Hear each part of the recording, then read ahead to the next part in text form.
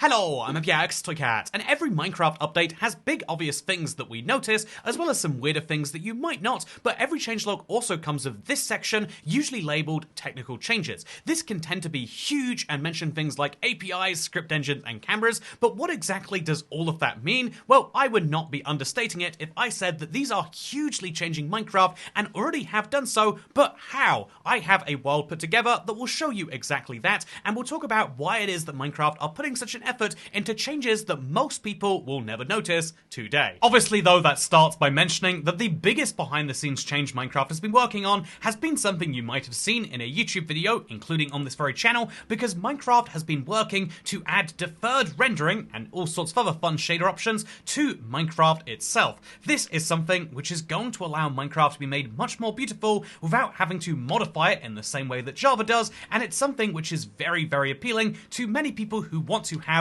this beautiful appearance to Minecraft.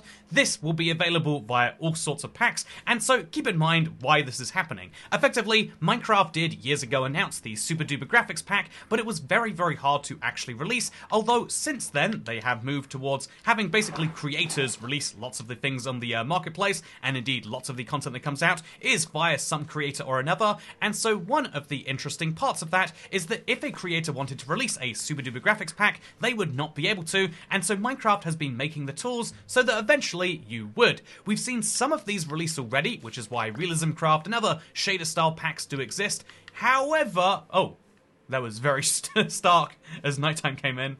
Now it's dark and I want to go and show you the other changes. These changes are really obvious, but what's not so obvious are the changes behind the rest of these experimental toggles, which are getting updates basically every time Minecraft does, and let's show you some of the interesting ones that have changed in the past update and are changing in the current betas right now. So in order to make sure I could show off as many of these creative features as possible, I asked friend of the channel, Smokey Stack, you might know them as a data miner, but they also love diving into the creative features, to show me the things that are now possible as of the current Minecraft update, and then the things that will be possible as of the next one by using the betas and previews. And let me just say, the last couple of features blew my mind a little bit, but there are also lots of changes which are possible right now, which you can use if you're a creator. The easiest example of these would be blocks. You can do custom blocks in Minecraft now that are very, very weird and crazy if you want them to be. So here are 3 blocks that look like they're sculpt blocks, but we can actually choose to wear them, so that's kind of fun by itself, right? But if we wear the block, it looks very different to if we place the block, because you don't need to have consistency between what the block looks like in your hand and what it looks like in the real world, even in terms of the literal shape. But what's even crazier is you can also use this to smelt them. And so now, just be warned, we're going to show waterlogging next. This has also changed for Bedrock players. If you want, you can have your custom blocks be waterlogged, and so here are 4 different behaviors. As you can see, we've got blocking the water, breaking, no reaction, and pops, and let's show you what each of those look like when water affect them. Again, these look like the same block, but they have different waterlogging functionality applied. So as you can see, this is going to... What? Look at the size of this.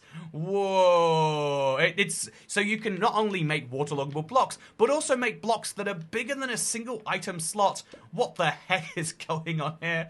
The answer is the fun new world of custom blocks. We also have the fun new world of input APIs. So, as you might know, Minecraft can detect what input method you're using. It's been possible with commands, but you can actually detect this using in-game itself. So you can work out if someone's using a gamepad. This is what I use to record these videos if you're curious. But if I switch over to my keyboard, it will tell me I'm using keyboard and mouse. This is a very, very interesting change to be able to show off, and it means that you can detect your player's input method rather than trusting them to just say what it is, and then you could change certain pieces of your game based on that, if you wanted to, or your map, I should say. Next up, we have more input permissions.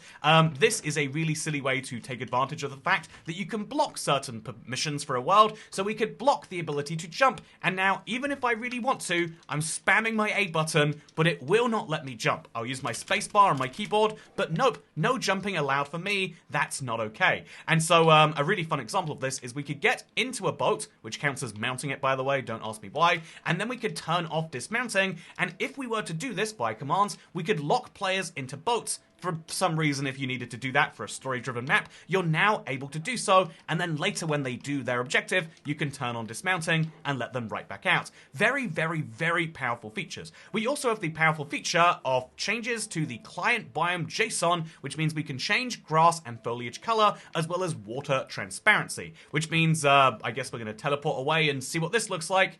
Very blue worlds. There is no blue biome in Minecraft, yet here we are. And also incredibly clear water. This is like crystal clear, right? You can see the salmon so clearly, even when you're in it. I love this a lot, actually. This custom biome is fun, and I'm guessing, I'm just gonna go ahead and throw this guess on record here. I'm gonna go ahead and say that these are regular leaves that have been turned pink by the biome. And so to test that, also give ourselves shears. That's not how you spell shears. We'll give ourselves some shears, and we'll see that, oh yeah, it's just a green block. And so if we were to place them on the outside of the biome, they'd look very normal. If we place them on the border, they should look slightly, oh yeah, that's actually very confusing. But you can see the transition into our fake color. You can now make fully custom biomes using this data if you want to. Very, very cool. Also, we have the ability to compost items now. Not 100% sure why you would want to make a block compostable, but again, it's all about making custom blocks more fun, I guess. Look at this. Wow. I just got bone meal from my entirely fake block. Also, fake blocks include the ability to add input support for input glyph replacement. So if we go into this book right here, you can see that it says what the inputs are for use, chat, attack, and sprint. Oh, actually, yeah, that's wild. That's my chat button. That's not the default one. That's the one that I've assigned. But then if I were to play around with the keyboard and mouse like I'm doing now, and then use the /reload command, by the way, did not know this existed, but you can reload the entire Minecraft game if you want to. Why would you need to? I have some questions for sure. But yeah, now it will tell me that I'm using WASD and E, and then right-click mouse and left-click mouse with control for sprint. It's wild that you can work out exactly what someone's input methods are, but you can, and that's cool. Also, we've got the mine overload for loot command, which means, again, the easiest way to show this would be, look at this block. Based on what I have in my hand, the output will be different. If I have Silk Touch, I'll get a diamond block. If I have Fortune, I'll get diamonds. You can use commands to work out what someone's holding and what they should get from the block that they're mining. So if I use nothing, do I get nothing? Oh, I do. That is really, really clever, actually. So again, let's throw all these items on the ground. Let's confirm there aren't more diamonds appearing. Yeah, if I have a wooden pickaxe, I get nothing because it's a diamond block and I shouldn't. That's a very clever command. Speaking of clever commands, we also have entities can render when invisible. So here's a really silly made-up entity just for this. It's called the Toycat Render Invisible .name. And if I throw a splash potion of invisibility at it, you can see it's affected. It's got the glows, but it's still rendering nonetheless. Very interesting. Also, coming in the next update, we have the ability to have custom blocks be tinted. So again, this is Smokey Stack's logo. Love to see it. But we can now tint that block, and it will actually change the way a map looks. So if I right-click, or left trigger, because I'm here on a controller, if I right-click the block, it will slowly change, and that will also change the... Oh, it does change the map. So if I change it to being blue, there's now a little... Oh, I guess it just vanishes from the map more than anything else. But as you can see, if I tint all of these, the map should then itself change. Oh. Yeah, okay, so it's in the bottom right here. You can see, yeah, there's a little blue marking on the map where this blue block is. Very, very, very interesting. Also interesting is the ability to replace blocks. So this is something that works with short grass, if you're not familiar. You can replace any block using it. So here are 2 blocks. Let's use this tile replaceable name, and let's replace it with redstone torches. These are all custom blocks, but they... Oh, we've got Dasha in the game. Actually, I think this is perfect. So here's something fun about this world is I can actually show off. Okay, hello. How's it going? Something really fun about this is I should be able to show off this last little feature, which is basically client-side rendering, or per-client rendering, which allows you to show exactly how... It allows you to show something different to each player inside of a world. So, yeah, this is going to be a very fun one. But first, while we wait for Dasha to be confused by the world, next up we have Entity Sound Variants. This is currently being used by the new wolf personalities. But yeah, basically, as you can see right here, lots of very, very interesting wolves. These could change their personalities if you wanted them to. Then we've got the ability to having block entities. You can now have entities that will snap to the axis, in other words, look like a block. Oh, isn't that very fun? But then we could, say, open it and use it as a chest. Wow.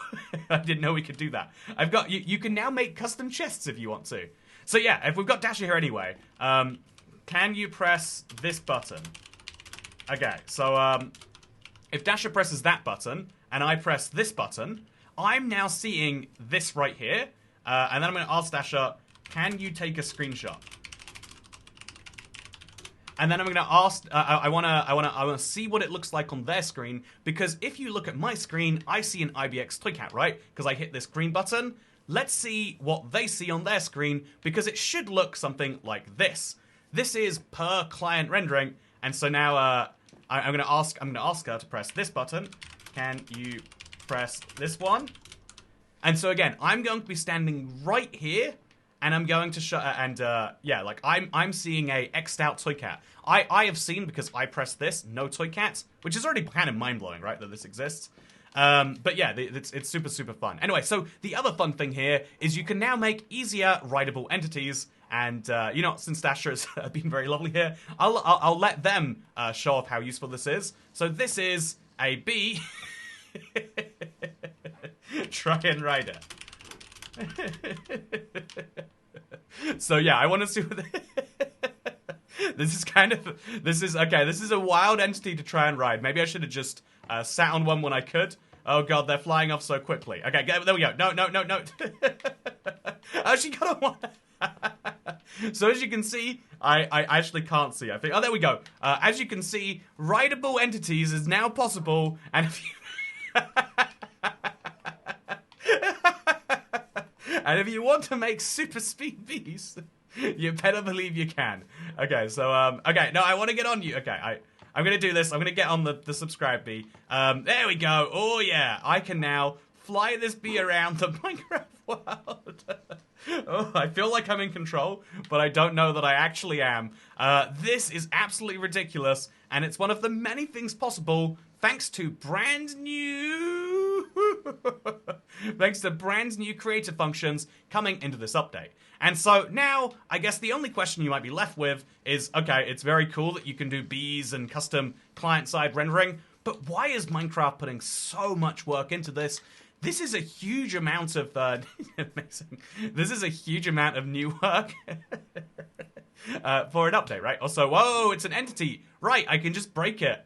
And apparently that has caused some issues. So while we talk about those issues, let's move on to the conclusion of this video. From the end user perspective, sometimes it looks like Minecraft doesn't have very much going on, but the truth is basically every one of these monthly minor updates we get for Bedrock, I would say they're about 8 to 9 times a year, actually contain either huge under the hood changes, or they contain changes to the way the creators can interact with the game. Sometimes these are fairly small and don't lead to a big improvement, but when you add all of them together, you end up with the huge improvement we've seen in add-ons between when they first released just over a year ago and now, and we've seen the huge improvement in how people can make custom content. And for Bedrock, this is crucial because unlike Java, where you can just modify every piece of the code, you have to specifically be able to modify things on Bedrock, which leads to more stable content, but much more restricted content. And indeed, I think the reason that Minecraft are putting such a focus on this is partially due to the success of Java's mods. They want to have a replicatable version on Bedrock, but particularly the fact that the version that exists on Bedrock allows them to take a cut because it largely happens through the marketplace. This is why they're putting so much work into making things like the render engine more customizable, making your cameras change, and indeed all of these little tiny bits are there to allow someone who is creative to make something wonderful in Minecraft, because then Minecraft can become the platform.